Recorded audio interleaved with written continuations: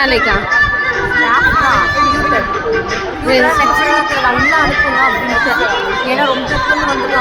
உள்ள அனுப்பக்கூடாது சூர்யா. நான் சூர்யா காலிலேருந்து கத்திட்டு இருக்கோம் சூர்யா. நாங்கள் வேறு யாரும் உள்ள அனுப்பக்கூடாது. ஆமாம் சூர்யா. இப்போ ரெஸ்யூம் உங்களுக்கு அதனால தான் பையன் தான் நீங்கள் ப்ளூடூத் கனெக்ட் ஆகிருக்கு. ஒரு சைட் ஃபோட்டோ எடுக்கிறோம்.